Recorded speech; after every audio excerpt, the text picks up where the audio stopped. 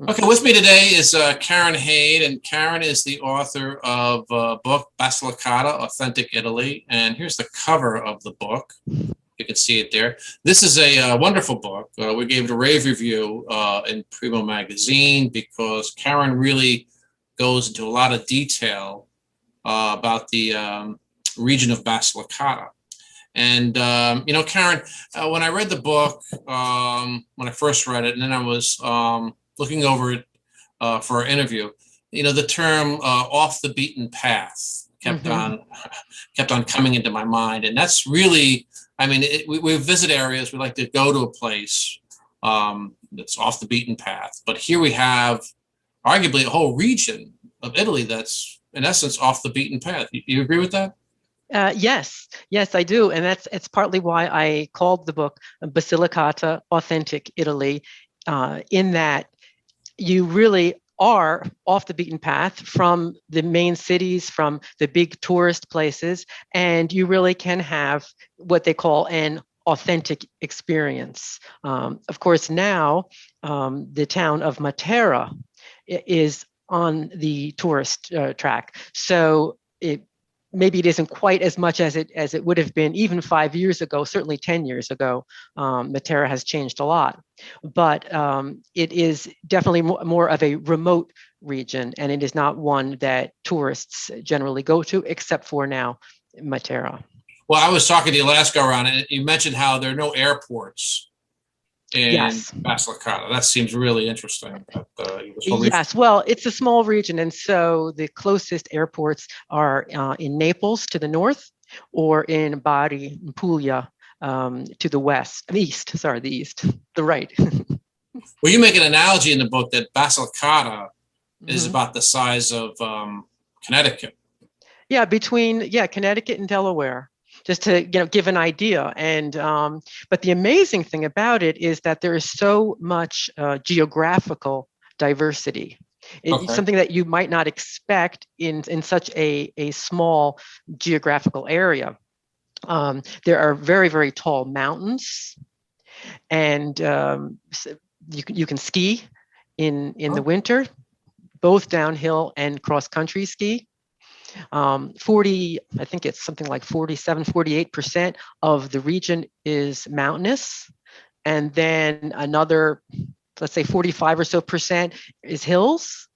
And so there's less than 10% of the region is plains or flatter land. So when you think about that, that's quite, it's very different.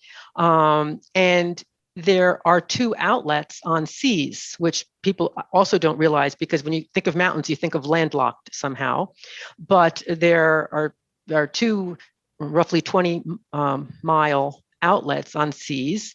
On the west coast, there's the Tyrrhenian Sea, and so that is the dramatic type of coastline like the Amalfi Coast would be. So you have your cliffs overlooking the water, very beautiful there. And then on the south coast, southeastern coast, there is the Ionian Sea, and that has flatter beaches. So it's completely different. So they have a little bit of everything. And another thing that's really amazing is that there is an extinct volcano in this region, and it's the only volcano in Italy that is east of the Apennines. So there's an extinct volcano. It's a very beautiful area, and there are two lakes in it, Laghi di Monticchia, they're called. And in that area, there's very good wine. So it's the wine is the Aglianico del Vulture. The word looks like vulture if it's spelled in English, but they say Vulture. And that's the area because that's the name of that extinct volcano. So there are all these sort of different levels, and which makes the region seem bigger too, because when you want to go to travel, it looks like it's only maybe this far on the map, but it could take you quite a while to get there. Right. So it feels bigger than what it looks like maybe on paper. Well, how do you get around there? Mostly by car, I guess, or train? How does it? By car. Yeah, there there are a few trains, a few older lines, but for the most part, it would be by car. There are bus routes, and definitely there are bus routes to these smaller towns. But as a tourist, by the time you learn a bus route, it really would be better to have a car. Well, so how do you get there? Where did you fly into? Yeah, you can fly, as I say, you can fly into Naples in the north, or Bari is probably the closest airport. It is the closest. That is only about an hour to Matera. You can also fly into Lamezia Terme in Calabria if you want to go to the west coast. That's a couple miles south of Basilicata. So it's bordered by Campania, just to give an idea of the region, that it's in the south, and it's bordered by Campania, which is the region where Naples is the capital, and then by Puglia to the east, and Calabria in the south. And what section of the boot is that? That's the well, often they call it the Instep, Instep. But I've also heard, and I think it's really appropriate, the ankle bone, because it is these high mountains, and it gives you that idea. If you look at the boot, that ankle is sort of sticking out. So, what does now Basilicata? If you just give us quickly, what does the name mean actually? Basilicata. Of course, you know, people have all kinds of theories from where names come from, and the derivation of the word. But as the name of the region, it came about in the 1100s, around in that time period, which is the time of the Normans. And at that time, they were building this grand basilica in the town of Acerenza, which happens to be in the Vulture area. Use that word again. And it's supposed to be the sort of the head of the diocese of a vast area, what would cover the whole region. And so the word from a basilica, Basilicata. But when you talk about names, prior to that time, the area was referred to as Lucania, also the Great Lucania, or maybe in English we might say Lucania, because the people in the area, well, from about 500 BC, had migrated from central Italy, and they were called the Lucanians, and they eventually settled in that area, and the area took their name from this group of people. And so for many years, up until, as I say, around the 1100s or so, it was referred to generally in writings as Lucania. And then Basilicata for many, many years. Then when Mussolini came into power, the name changed back to Lucania to sort of harken back to the great time, like the great Roman times, et cetera, et cetera. And so for many years until then, around 1947, it was Lucania. So many people, even alive today, had history books, and they learned that the region was Lucania. And so there is a little bit of a confusion, even in Italy sometimes, with what is it called? And then to add to the confusion, the people are called Lucani. Lucani, oh. Okay. Yeah, so Lucanian. So a woman, Lucania, Lucano. Lucano. Were they always referred to that when it became Basilicata, or did this happen? Yes. Yeah. So even when it was back to, that's what they were. When you were there, did most people wanted to retain Basilicata, or was there a movement to try to make it Lucania again? That's an interesting question. I don't really know that I actually had a conversation with someone specifically about it, but I often see, for example, on Facebook groups of people from that region of the Lucani, they like. It seems to me that they like using the word, and they refer to themselves as Lucani and hashtag Lucania. And so, yes, I think that there's also definitely an identification with both words, but Lucania is, they definitely identify with that. How long did you spend there? I mean, to write the book, how often were you there for? Yeah.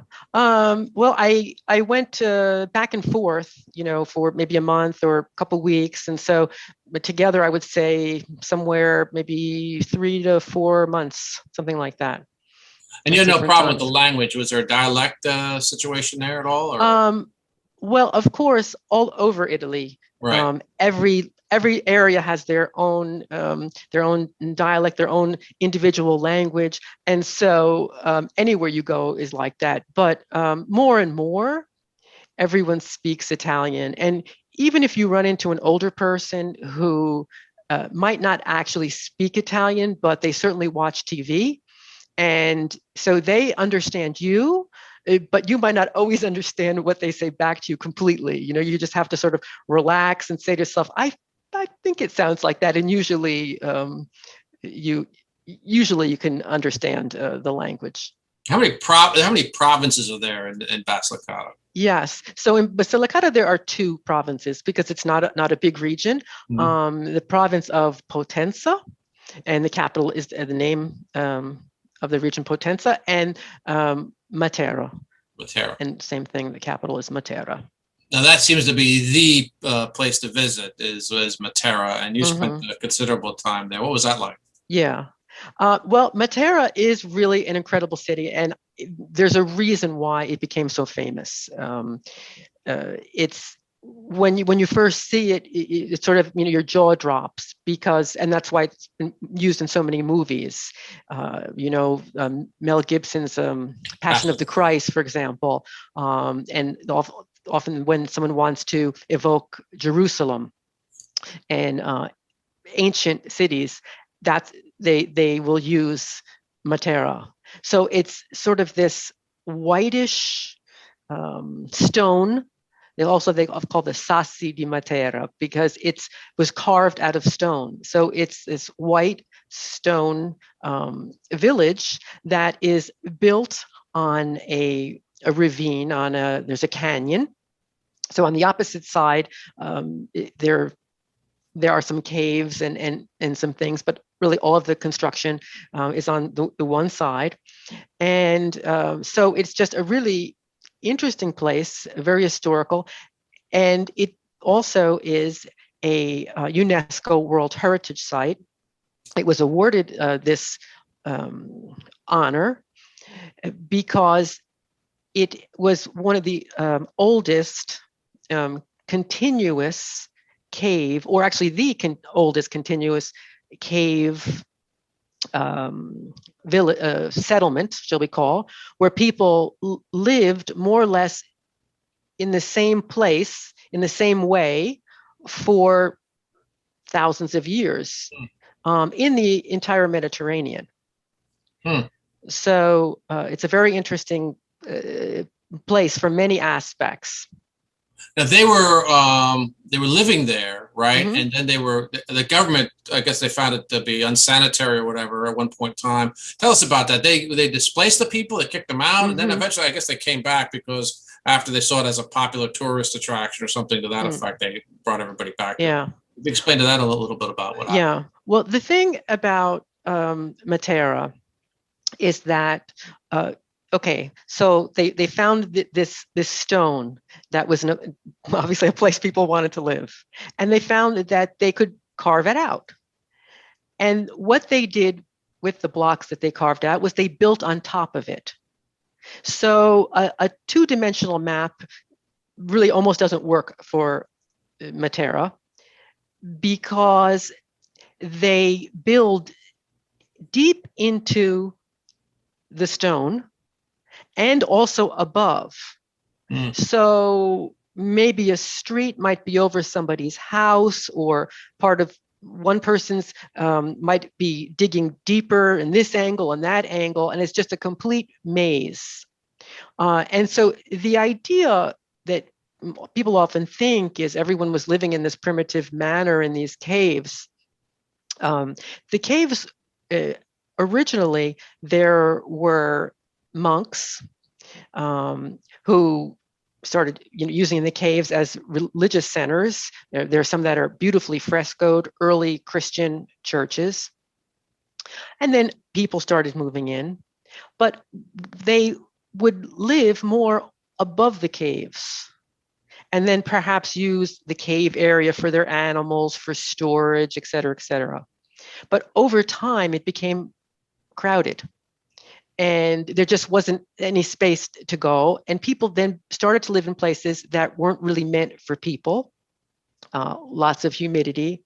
And as you say, the sanitation situation really did become very, very bad. And so there was a decision to move the people out, about 15,000 people. And years later, this was in the 50s, and then by the 80s already, people started sort of revisiting, rethinking, and started going back into the caves.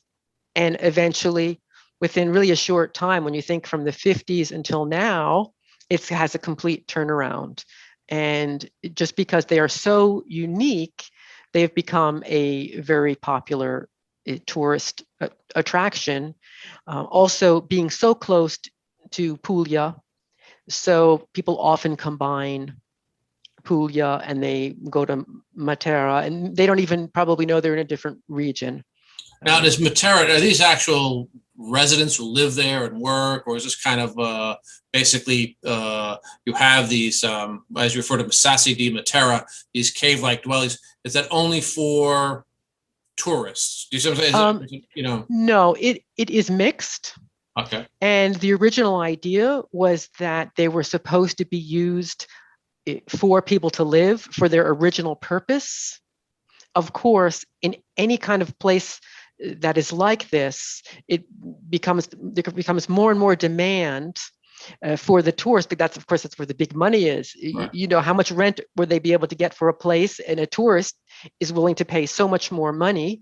And so there is that problem of tourists, wealthier tourists, sort of pushing out, in a way, local residents, and it becoming more of an attraction as opposed to a place to live. But when you're there, you will see people who live there. You might see laundry hanging out, or see plants or dog and that kind of thing. So people definitely still live there. And you stayed in one of these. I did. Yeah, what was that like? In one of them. Yeah. It's interesting. Of course, I'm not sure if you stay in there just because they say that you stayed in there. Yeah, they have made the interiors so beautiful, so that it's just. I was in a place that had a window, but even though the ones that are, let's say, deeper down, and they even have full spas with pools, et cetera, and so it's a beautiful place, just doesn't have a window, for example. But and of course they have the cave look to it. So yes, it is a beautiful place. It's very interesting. It's when you first go there, just to sort of wrap your brain around it, it takes a little bit to get understanding of the whole city. And there is also just so that people don't think that it's only sort of that type area. As I said, there are the houses that were built above. Many of them, they were for noble people. And then there is this whole area that is on the upper level, a flat area that has beautiful buildings, beautiful churches, from Romanesque through Baroque, beautiful, like you would see in any European city. So it has both.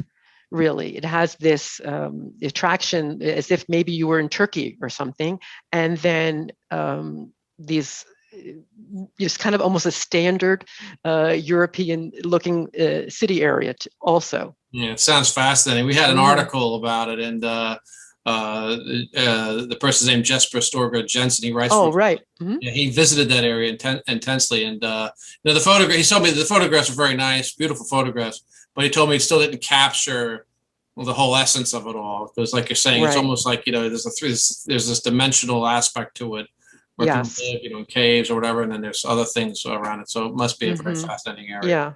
Yeah. And they're trying to also keep current, and so they'll have, for example, contemporary art museums in the caves. Other types of.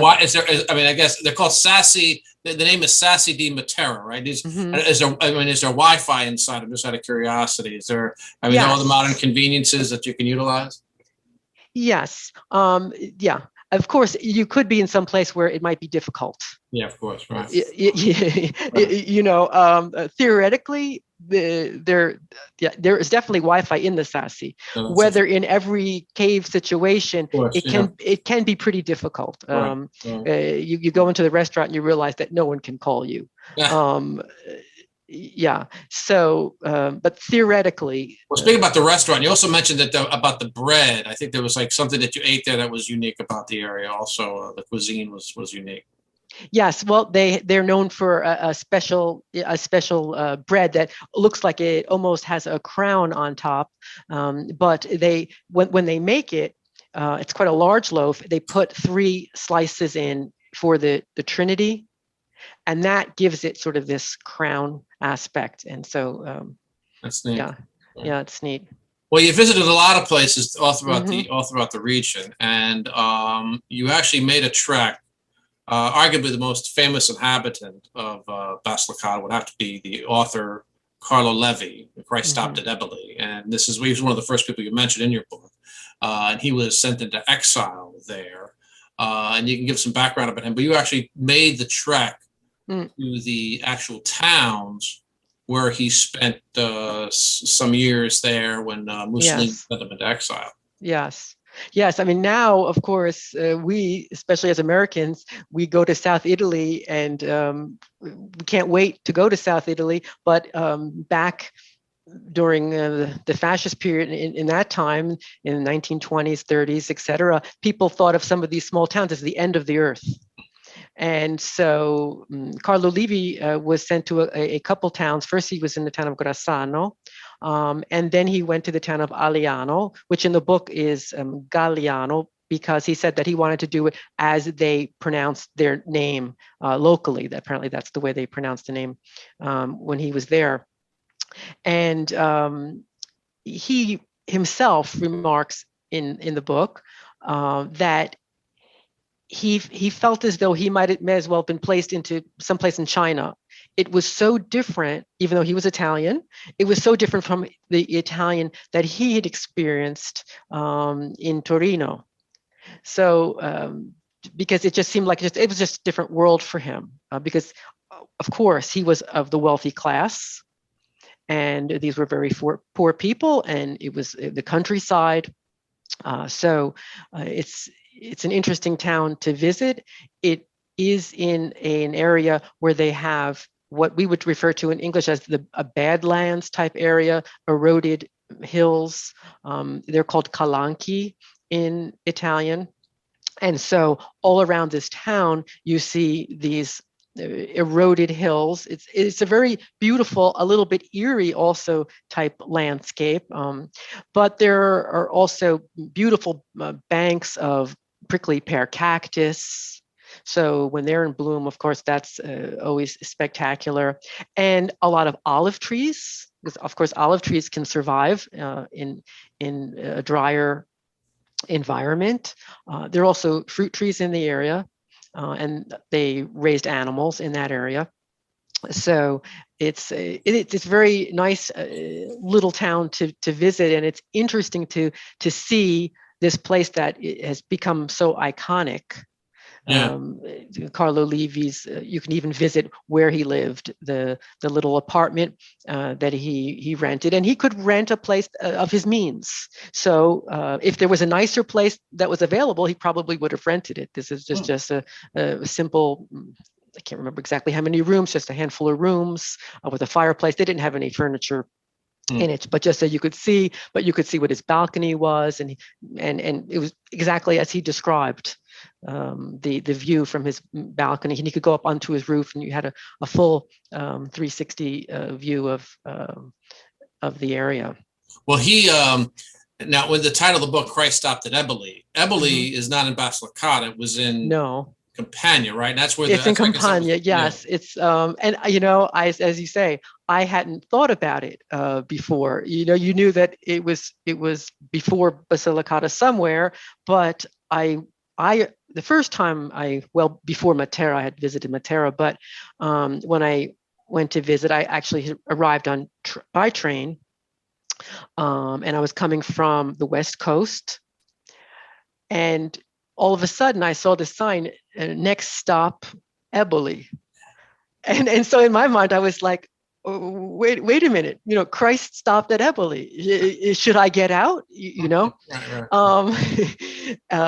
And there was almost this sense of you didn't know what you were going to find beyond that.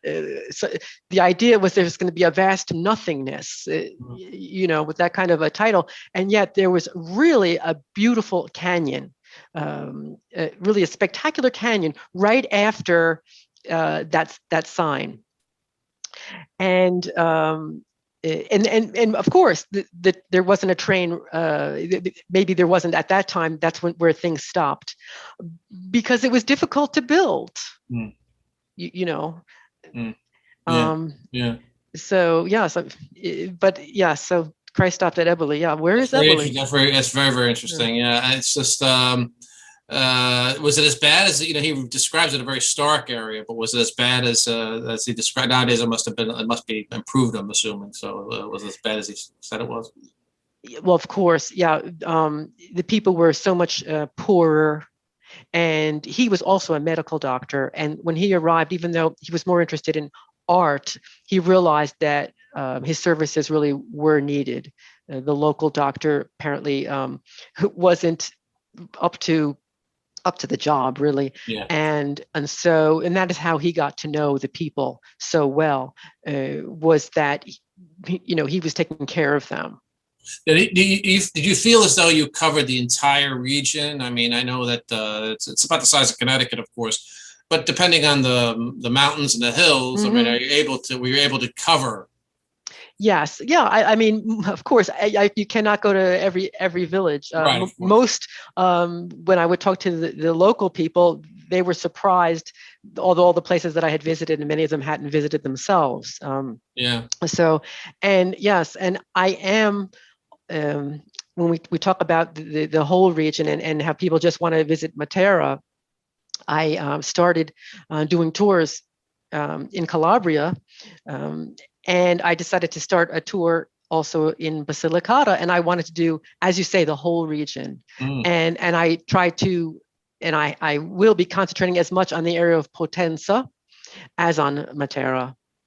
And there are really so many interesting towns to see. There's so much history from also Roman, Greek, medieval history, and the landscapes are so different that yes, you do have to go all the way around. You can't just go to one spot and feel as though you've really seen the whole region, because every area is different.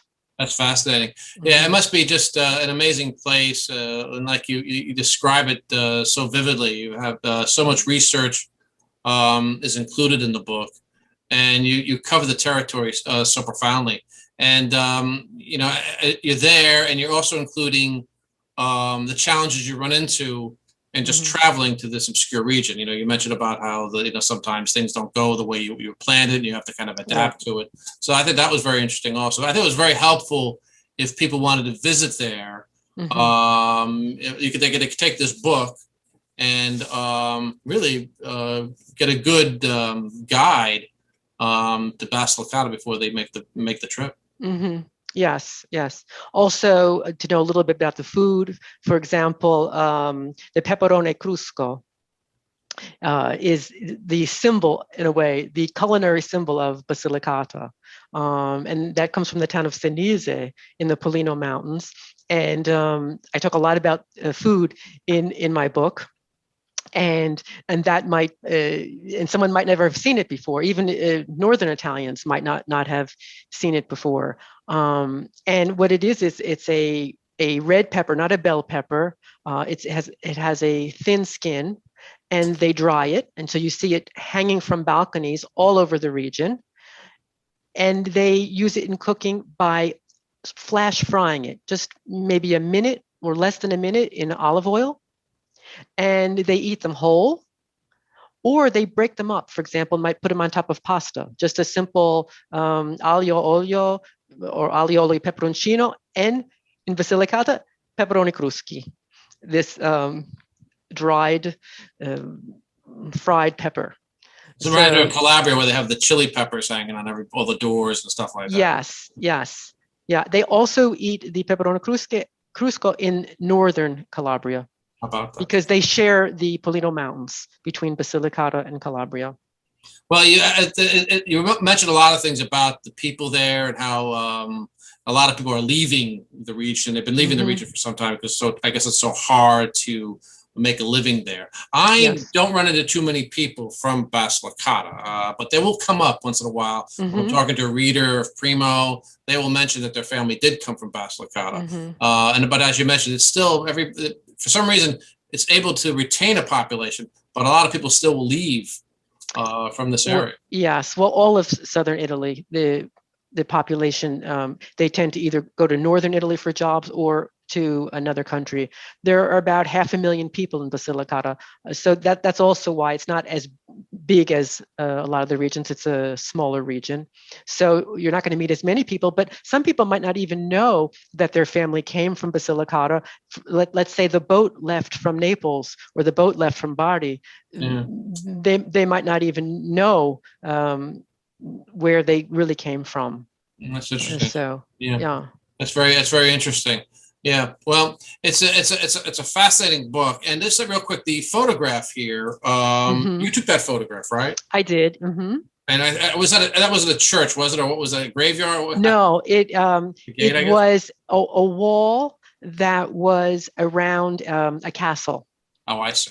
In the mountains, and in the town of Viganello, and it when I saw it, I said, "Oh, that's nice." I didn't think about a book cover or anything, but I like the idea. Also, the fact that Basilicata is in a mountainous region, and there's this gate sort of leading to the mountains, or leading to my experiences or the reader's eventual experiences through my book, or perhaps, as you say, in a visit.